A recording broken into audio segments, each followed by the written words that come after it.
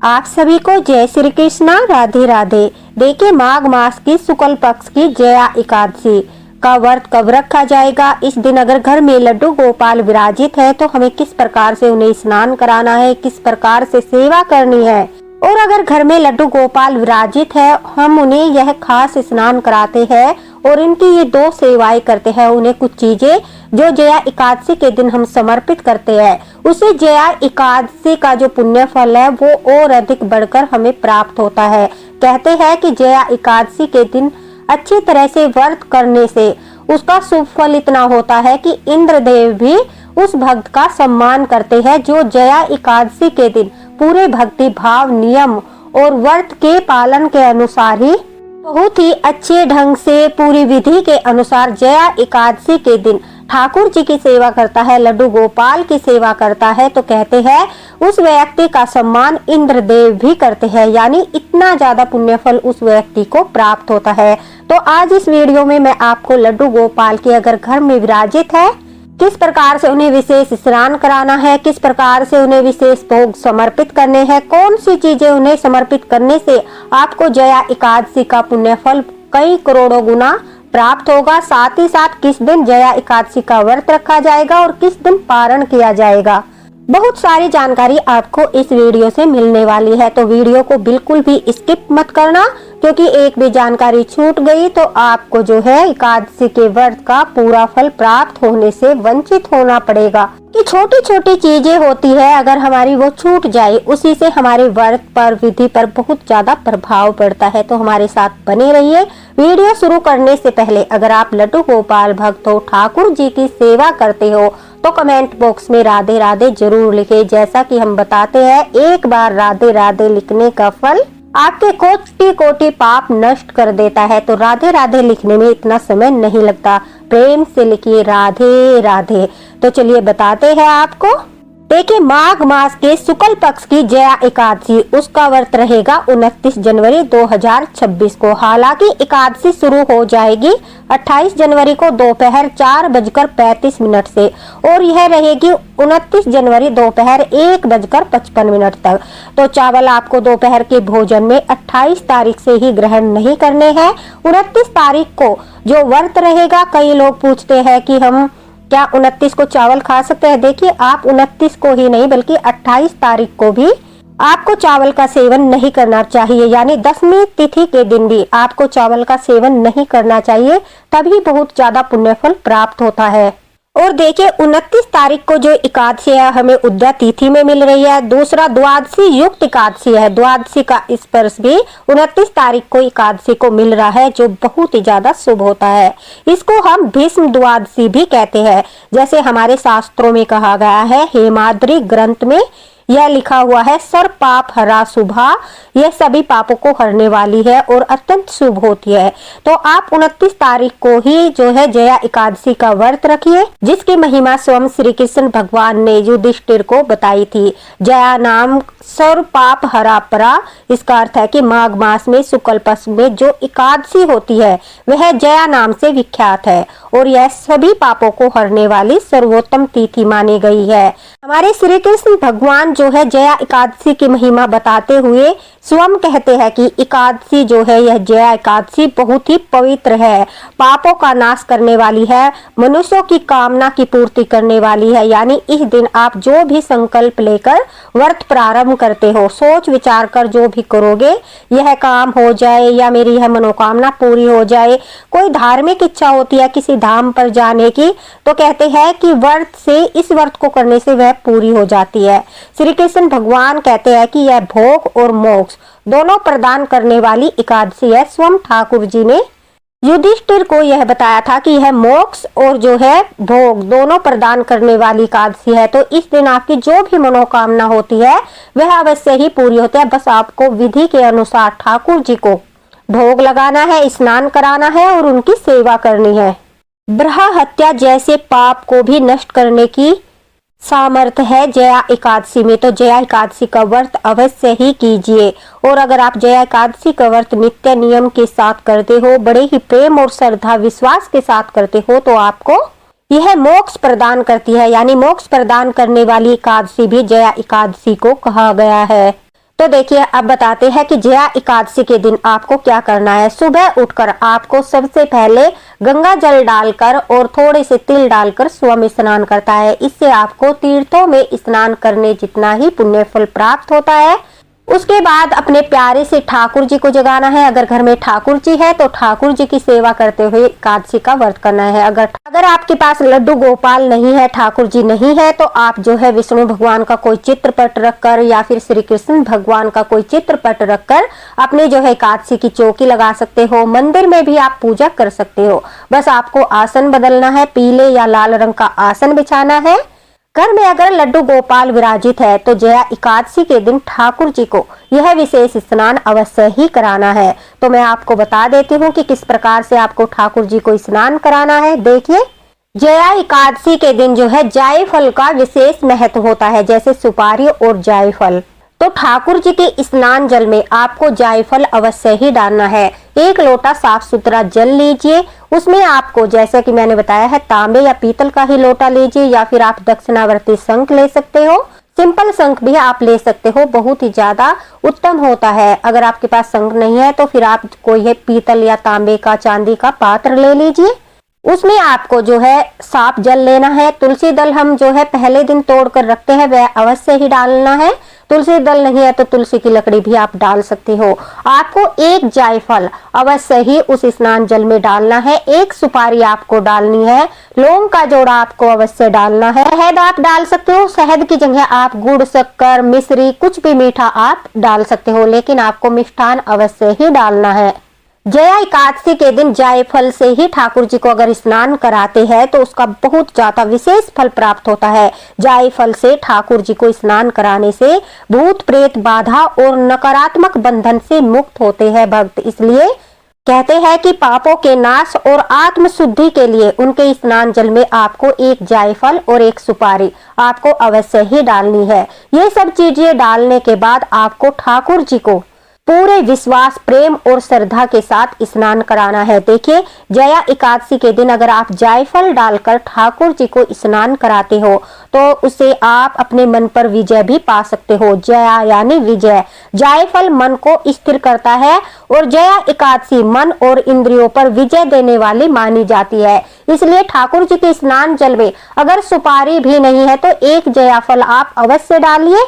जायफल और तुलसी दल डालकर, सिर्फ ये दो चीजें डालकर भी अगर आप स्नान करा देते हो तो आपको बहुत ही ज्यादा फल की प्राप्ति होती है। देखिए, जो विशेष स्नान मैं आपको बताती हूँ वो आपको कोई नहीं बताएगा, क्योंकि ये विशेष स्नान होते हैं जिससे हमें दुर्लभ फल की प्राप्ति होती है। हमारे लड्डू गोपाल शीघ्र प्रसन्न होकर अपनी कृपा भक्तों पर बरसाते हैं। तो यह स्नान आप जरूर कराया कीजिए, किसी त्योहार पर मैं बताती हूँ या फिर एकादशी के दिन पर, क्योंकि इनसे विशेष फल की प्राप्ति होती है। ठाकुर जी प्रसन्न होते हैं, हमारे पापों का नाश होता है और आपको जो है उस व्रत का कई गुना फल बढ़कर मिलता है। तो लड्डू गोपाल की शीघ्र कृपा प्राप्त करने के लिए समय समय पर यह स्नान आप जरूर कराते रहिए और हमारे चैनल पर आप बने रहिए ताकि आप यह गुप्त सेवाएं करके ठाकुर जी को प्रसन्न कर सको। हमारे ठाकुर जी बहुत ही कोमल भाव से भक्त की प्रार्थना को स्वीकार करते हैं और जब हम उनके यह विशेष स्नान कराते हैं, विशेष सेवाएं करते हैं तो वो तुरंत प्रसन्न होकर जो है हमें फल प्रदान करते हैं। तो जायफल मन को स्थिर करता है और जया एकादशी मन और इंद्रियों पर विजय देने वाली एकादशी मानी जाती है। इसलिए जायफल का विशेष महत्व होता है एकादशी के दिन।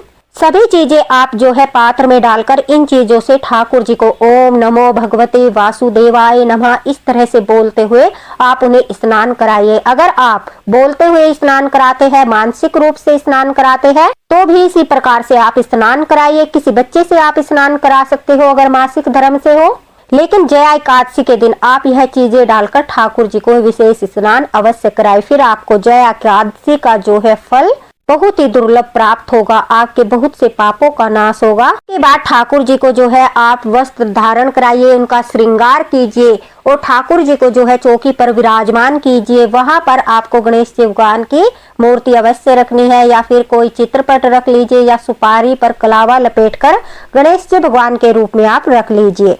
हर बार की तरह अगर आप कलश स्थापना करना चाहते हो तो कलश स्थापना कर सकते हो, दीप स्थापना करना चाहते हो तो दीप स्थापना कर सकते हो, नारियल की भेंट चढ़ाना चाहते हो तो नारियल चढ़ा सकते हो, या फिर सिर्फ एक लोटा जल भरकर उसके नीचे आप जो है तिल से अष्टदल कमल बना लीजिए, या किसी प्लेट में सात्विक बना लीजिए, या फिर कुछ मीठा रखकर उसके ऊपर आप जो है लोटा रखकर अपना कलश रखकर उसके ऊपर आप ऋतु फल भी रख सकते हो। किसी भी तरह से आप जो है कलश स्थापना कर सकते हो। अखंड दिया जलाना चाहते हो तो आप अखंड दिया जला सकते हो, अन्यथा आप जब तक पूजा करते हो, पाठ करते हो, नाम जाप करते हो, गीता पाठ करते हो, विष्णु सहस्त्र नाम करते हो, जो भी आप करते हो पूजा में नित्य नियम से, या एकादशी के दिन, और एकादशी की कथा करना तो अत्यंत अनिवार्य होता, उस समय तक दीपक जल जाए। इतना घी या तिल का तेल डालकर दीपक जलाए। उसके बाद देखिए सबसे जरूरी बात क्या है, ठाकुर जी को आपको जायफल से ही तिलक करना है, यानी जायफल की सेवा हमें जया एकादशी के दिन देनी है। जायफल को थोड़ा सा घिसकर, जिस पर आप चंदन की लकड़ी घिसते हो, अगर आपके पास घिसने वाला पत्थर नहीं है, कोई साफ पत्थर ले लीजिए, या फिर कोई ऐसी वस्तु ले लीजिए जिस पर आप जो है जायफल को हल्का सा घिस सकते हो, जिससे हम ठाकुर जी को तिलक कर सके। कहते हैं इस दिन जो है जया एकादशी के दिन ठाकुर जी को जायफल का तिलक लगाने से, घिसकर जायफल को तिलक लगाने से अटकी हुई सारी मनोकामनाएं पूरी होती है।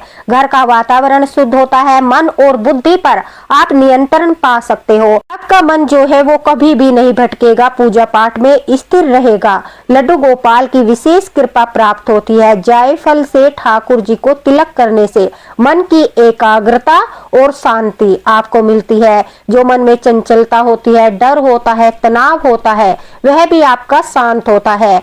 नजर दोष, नकारात्मक ऊर्जा से रक्षा होती है। संतान सुख और बुद्धि और वृद्धि, जिन घरों में बच्चे हो वहां पर आप तिलक विशेष फल देता है। जैसे कि आप ठाकुर जी को तिलक लगाइए, स्वयं भी जायफल का तिलक लगाइए घिसकर उसको, और अपने बच्चों को भी जया एकादशी के दिन जायफल का तिलक लगाइए। इससे बच्चों को तीव्र बुद्धि प्राप्ति होती है, ठाकुर जी का आशीर्वाद मिलता है, उनकी बुद्धि में वृद्धि होती है, और लड्डू गोपाल की विशेष कृपा आपको प्राप्त होती है। गणेश जी भगवान को और ठाकुर जी को दोनों को जायफल से आप तिलक लगाइए। चंदन का तिलक भी आप लगा सकते हो, लेकिन जायफल का तिलक आपको विशेष फल प्रदान कराएगा। इसीलिए जया एकादशी के दिन आप जायफल को घिसकर ही ठाकुर जी को तिलक करें। देखिए ये दूसरी सेवा होगी। पहली सेवा स्नान के जल में जायफल डालना है, दूसरी सेवा ठाकुर जी को जायफल घिसकर उसका तिलक लगाना है। अब एक जायफल आपको ठाकुर जी को अवश्य ही समर्पित करना है, तो हम ठाकुर जी के चरणों में समर्पित करते हैं। उस जायफल को आप जो है किसी लाल कपड़े में बांधकर, या फिर किसी भी कपड़े में बांधकर, पीले या लाल में या कलावा बांधकर अपनी तिजोरी में रख लीजिए। जो पहला जायफल है हमने पहले साल रखा था, उसे आप विसर्जित कर दीजिए। अगर आपने नहीं रखा था तो इस बार जो ठाकुर जी को समर्पित करोगे वह जायफल अपनी तिजोरी में, जहां पर आप पैसे रखते हो वहां पर रख लेना। इसको आपको विसर्जित नहीं करना है। और जो स्नान का जायफल था उसे आप विसर्जित कर दीजिए, और जिसे आप तिलक करते हो उसे रख लीजिए, क्योंकि उसे आप फिर कभी भी घिसकर तिलक कर सकते हो। तो तीसरा जायफल आप जो है पान के पत्ते पर रखकर समर्पित कर दीजिए। अगर पान का पत्ता नहीं है तो आप सीधे सीधे छोटा सा जो है कलावा बांधकर ठाकुर जी के चरणों में एक जायफल अवश्य ही समर्पित करें। जया एकादशी के दिन ठाकुर जी को जायफल समर्पित करने से कहते हैं घर का वातावरण शुद्ध होता है, मन बुद्धि पर भी नियंत्रण होता है, लड्डू गोपाल की विशेष कृपा प्राप्त होती है, और घर में नकारात्मक ऊर्जा घटती है, सकारात्मक ऊर्जा का वास होता है। ठाकुर जी बहुत अधिक प्रसन्न होते हैं और आपको आशीर्वाद देते हैं। तो जया एकादशी के दिन जो तीसरा जायफल है वो आपको ठाकुर जी को अवश्य ही समर्पित करना है। ये 3 सेवाएं जायफल से आपको अवश्य ही करनी है, जिससे आपका जया एकादशी का पुण्यफल और भी अधिक बढ़ जाएगा। यानी जया एकादशी जो हम करते हैं, व्रत करते हैं, उसका फल कई गुना होकर आपको मिलेगा। तो यह सेवाएं आपको ठाकुर जी की अवश्य ही करनी है। जया एकादशी के दिन ठाकुर जी को जायफल के साथ साथ मक्खन मिश्री का भोग, जो उन्हें बहुत अधिक प्रिय है, मक्खन मिश्री का भोग लगा सकते हो। आप जो है पंचमेवा का भोग लगा सकते हो। ठाकुर जी को पंचामृत का भोग अवश्य लगाना चाहिए। जया एकादशी के दिन दूध, दही, घी, शक्कर और तुलसी दल डालकर आप जो है पंचामृत बनाइए, उसका भोग ठाकुर जी को लगाइए। कोई ऋतु फल हो आपके पास, उसका भोग भी ठाकुर जी को लगाना चाहिए। ऋतु फल का भोग अवश्य ही ठाकुर जी को लगाए। जिस मिठाई में अन्न न हो, मिठाई का भोग भी ठाकुर जी को लगाया जाता है। जया एकादशी के दिन आप यह भोग ठाकुर जी को लगा सकते हो। दूध का भोग, कच्चे दूध का भोग लगाना चाहिए, गर्म दूध का भोग नहीं लगाना चाहिए। कच्चे दूध में जो है तुलसी दल डालकर ठाकुर जी को भोग लगाए। इससे आपको जो है ठाकुर जी के 56 भोग के बराबर ही पुण्य फल प्राप्त होगा, क्योंकि ये सभी चीजें हमारे ठाकुर जी की प्रिय है। जैसा कि आप व्रत रखते हो तो ठाकुर जी को मखाने की खीर, केसर की खीर बनाकर भी आप संध्या के समय, दोपहर के समय भोग लगा सकते हो। इस तरह से जो है ये जया एकादशी के ठाकुर जी के भोग हो गए। इसी तरह से आपको ठाकुर जी को भोग लगाना है। देखिए, पूजा आरती करते हुए आपको नाम जाप करनी है। साथ ही साथ आप गीता का जो है 4था अध्याय भी कर सकते हो, उससे दिव्य फल की प्राप्ति होती है। अगर गीता का अध्याय नहीं करना चाहते तो आपको एकादशी व्रत कथा अवश्य ही करनी है। जया एकादशी की व्रत कथा आप किताब से कर सकते हो। आपको जो है गूगल वगैरह पर भी कथा मिल जाएगी या यूट्यूब पर भी आप कथा देख सकते हो। लेकिन कहते हैं कि अपने मुख से कथा पढ़कर ठाकुर जी को सुनाने से उत्तम फल की प्राप्ति होती है। उसके बाद बारी आती है आप अपने पितरों को 1 लोटा जल, जो हमेशा हम समर्पित करते हैं हर एकादशी के दिन, अपने पितरों के आशीर्वाद लेने के लिए 1 लोटा जल, काले तिल और थोड़ा सा गुड़, गंगा जल और तुलसी दल डालकर अपने पितरों को अवश्य ही समर्पित करना चाहिए। इससे क्या होता है, हमारे पितरों को भी एकादशी व्रत के फल का कुछ अंश प्राप्त होता है, जिससे उन्हें मुक्ति मिलती है। पितृ दोष हमारे समाप्त होते हैं, हमें पितरों का आशीर्वाद मिलता है और हमारे पितृ भी तृप्त होते हैं। तो पूजा करने के बाद, कथा करने के बाद आप यह 1 लोटा जल दक्षिण दिशा की तरफ मुख करके अपने दैव पितरों को अवश्य ही समर्पित करें। एकादशी के दिन गोधूल मुहूर्त में आप जो है गाय माता की सेवा कर सकते हो, उससे आपको बहुत ही दिव्य फल की प्राप्ति होती है। वो अपनी सामर्थ्य के अनुसार आपको यह सब कुछ करना है। अगर आप दान पुण्य नहीं कर सकते तो आप, जैसा कि मैं हमेशा कहती हूँ, चींटियों को आटा खिला दीजिए। अन्न दान सबसे बड़ा दान होता है और चींटियों को आटा खिलाने से आपका अन्न दान हो जाता है। संध्या के समय अपने द्वार पर दीपक जलाइए। संध्या के समय आप ठाकुर जी की आरती जरूर करिएगा। अगर ज्यादा देर आप पूजा पाठ शाम के समय नहीं कर सकते, लेकिन आपको दीपक अवश्य जलाना है संध्या का भी, और आरती करनी है। थोड़े से नाम जाप आप करना चाहते हो कर सकते हो, लेकिन संध्या के समय भी आप आरती ठाकुर जी की अवश्य कीजिए। दीपक अवश्य ही जलाइए घर के मंदिर में। अब बात करते हैं पारण की। देखिए, 30 तारीख को यानी 30 जनवरी को आपको जो है अपने एकादशी का पारण करना है। हरिवासर में एकादशी का पारण नहीं किया जाता। पारण का समय जो है दोस्तों, वो 30 जनवरी 2024 जया एकादशी का सुबह 7:10 से लेकर 9:20 तक रहेगा। यानी इस समय के बीच आपको पारण करना है। पारण के समय आप ठाकुर जी को अन्न का भोग लगाइए, गौ माता को रोटी दे सकते हो, या फिर आप जो है थोड़ा सा दान निकाल कर, जिसमें आप सूखी खिचड़ी या फिर थोड़ा सा आटा या दाल वगैरह थोड़ा सा थाली में दान निकालकर, वो भी आप दक्षिणा के रूप में किसी जरूरतमंद को देकर अपने व्रत का पारण कर सकते हो। अन्यथा आप ठाकुर जी को जो है खिचड़ी का भोग लगाकर, अन्न का भोग लगाकर ठाकुर जी का और तुलसी पत्र को निगलकर अपने व्रत का पारण कर सकते हो। जो एकादशी के व्रत का पारण होता है, ध्यान रखिए, हमेशा सूर्य उदय के बाद ही होता है। यानी सूर्य उदय होने के पश्चात ही एकादशी के व्रत का पारण किया जाता है।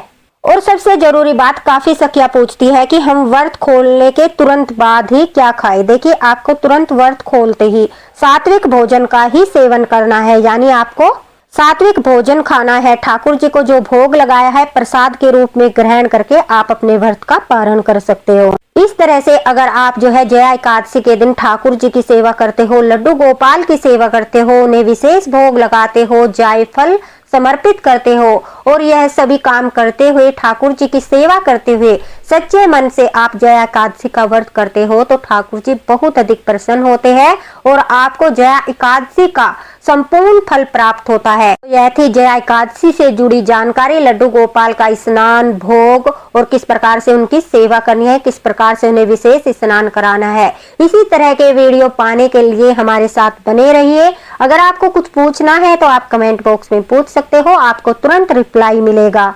दोस्तों साथ ही साथ इस वीडियो को ज्यादा से ज्यादा शेयर कर देना ताकि सभी लड्डू गोपाल भक्तों तक वीडियो पहुंचे और वो हमारे ठाकुर जी की इसी तरह से सेवा करके जया एकादशी का पुण्य फल प्राप्त कर सके, उन्हें भी ठाकुर जी की कृपा प्राप्त हो। अगर आपको वीडियो पसंद आया हो तो लाइक जरूर कीजिएगा, कमेंट बॉक्स में राधे राधे जरूर लिखिएगा।